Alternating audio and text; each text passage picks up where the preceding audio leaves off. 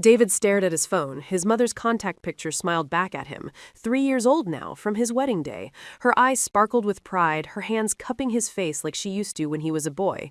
He'd been meaning to call. He always meant to call. The screen went dark. David slipped the phone back into his pocket just as his wife's voice echoed from the kitchen. David, dinner's ready.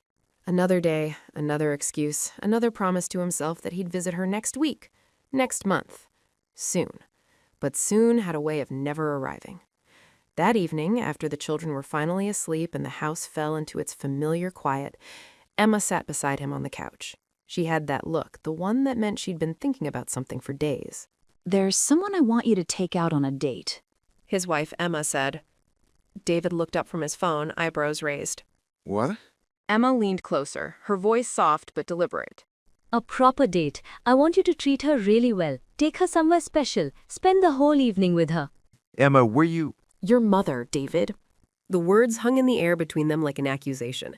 David felt something twist in his chest. "When was the last time you saw her? Really saw her?" David opened his mouth to answer, but the words died in his throat. 2 months? 3? Maybe longer? "She's alone, David, and she's not getting any younger. I know you're busy. I know we have the kids and work and everything else. But she's waiting. She's always waiting." David stared at his wife, feeling the weight of every missed call, every postponed visit, every "I'll come by soon" that never happened. Emma wasn't angry, she was pleading, and somehow that made it worse. He pulled her into his arms. You're right.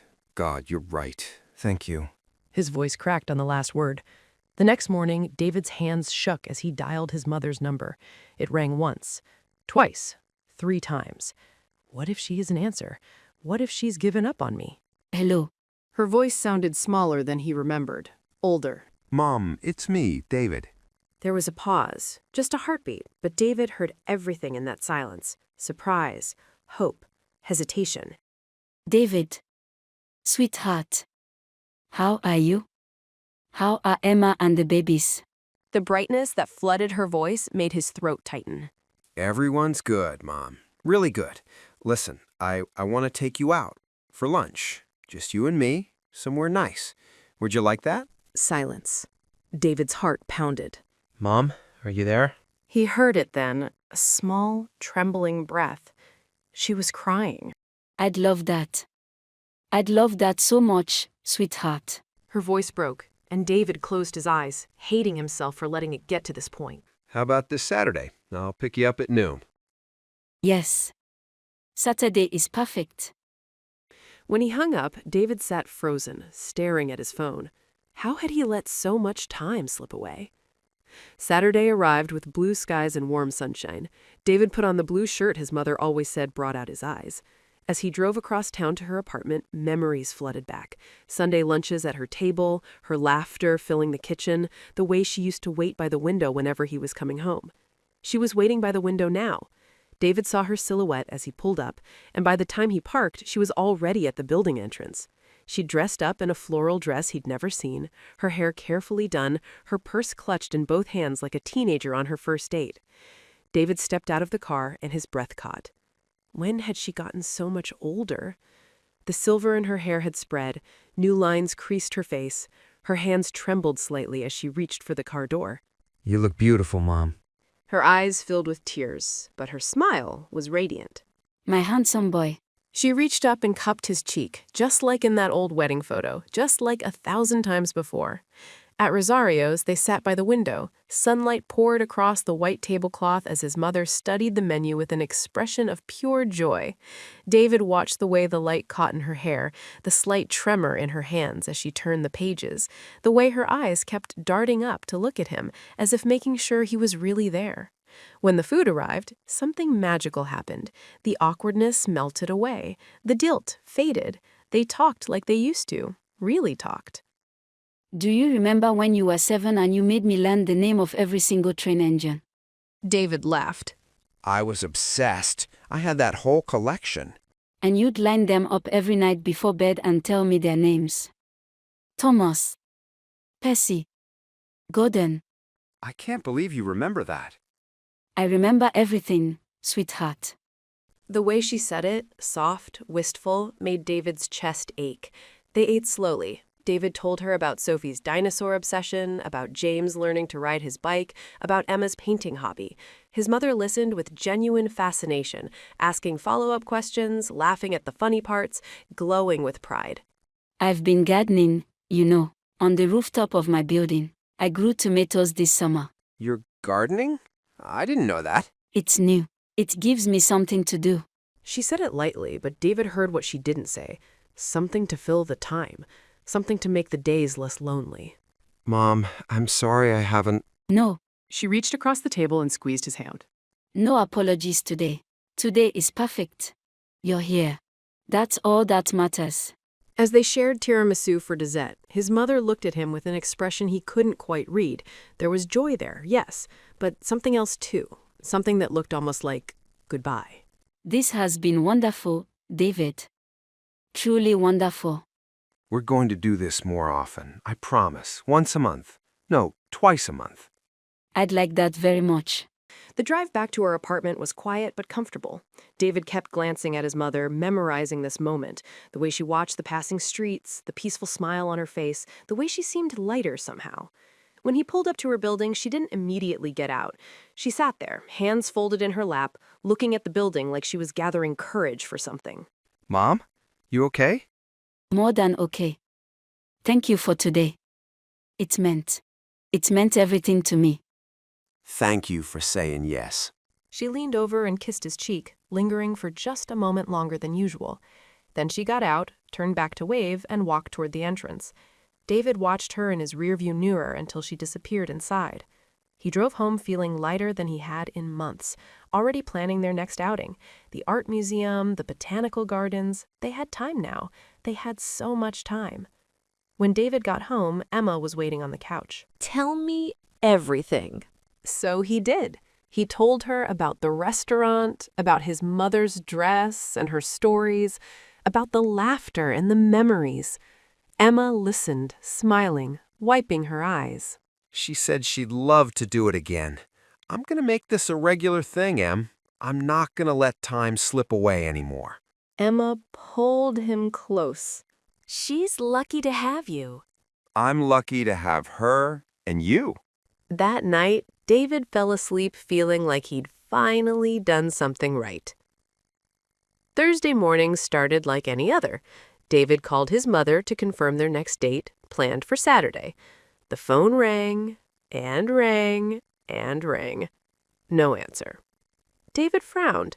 That was unusual. His mother always answered. He'd try again at lunch. But at 2:47 p.m., his phone rang with an unknown number. Is this David Chen? Yes, who is this? This is Mrs. Chen, your mother's neighbor.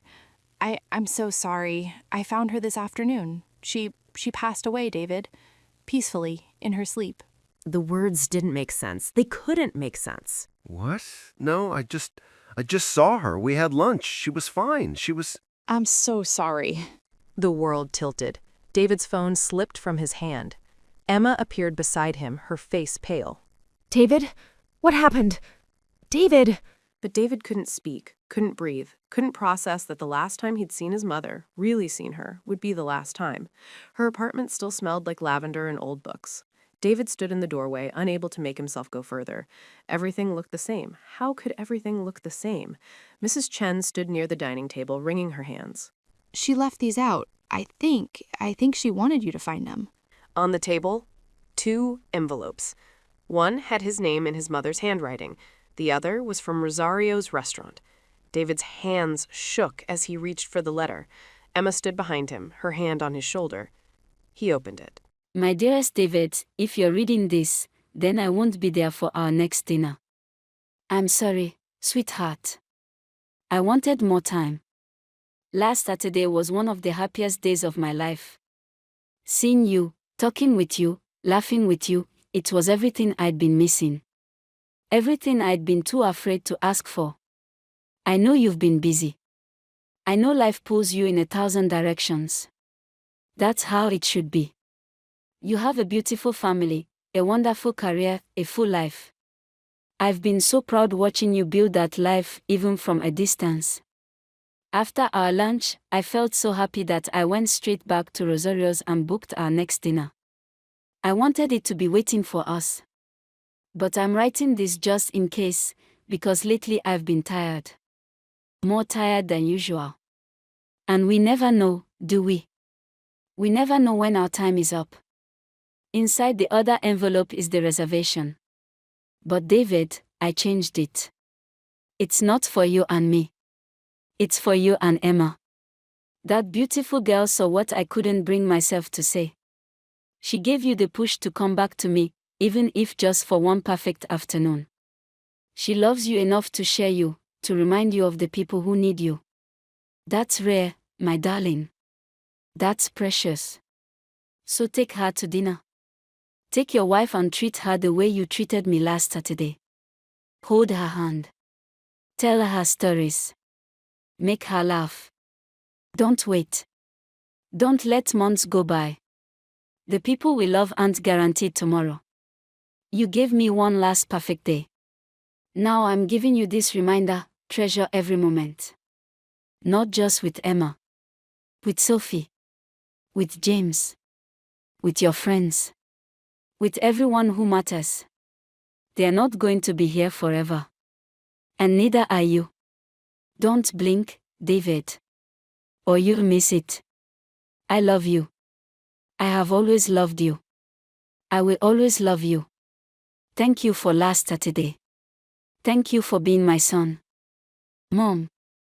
David's tears fell onto the paper, blurring the ink. Emma wrapped her arms around him from behind, her own tears soaking into his shirt. She knew. God, Emma, she knew she was dying. And she spent our whole lunch making sure I was happy, making sure I had no regrets. She loved you so much. And I wasted so much time. But you didn't waste Saturday. You gave her that. You gave her one perfect day. The following Saturday, David and Emma sat at the same table by the window at Rosario's. The waiter, sensing something solemn, was gentle and quiet. They ordered what his mother had ordered. They sat in the same seats. And David talked. He told Emma stories about his mother she'd never heard. He laughed through tears. He cried through laughter. She wanted me to tell you that you gave her a gift. That last afternoon, that was because of you. I just wanted you to see her while you still could. I did. I saw her, and I'm grateful. But I wish... His voice broke. I know. When the check came, David discovered his mother had already paid for it, prepaid weeks ago when she made the reservation. Even in death, she was taking care of him. As they left the restaurant, David felt his mother's final lesson settle into his bones like a truth he'd carry forever. Don't wait. Don't let months go by.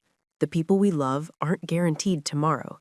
He pulled Emma close as they walked to the car, memorizing the warmth of her hand in his, the sound of her breathing, the way she fit perfectly against him.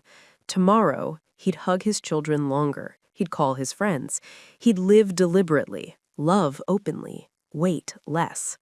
His mother's last gift wasn't just a dinner reservation. It was a reminder that love isn't something to postpone until we have more time, because we never know how much time we have. It was a lesson learned too late for her, but just in time for everyone else he loved. And as David drove home with Emma beside him, he made a promise to his mother's memory. I will not forget. I will not wait. I will treasure every moment. Starting now. Starting today. While there's still time.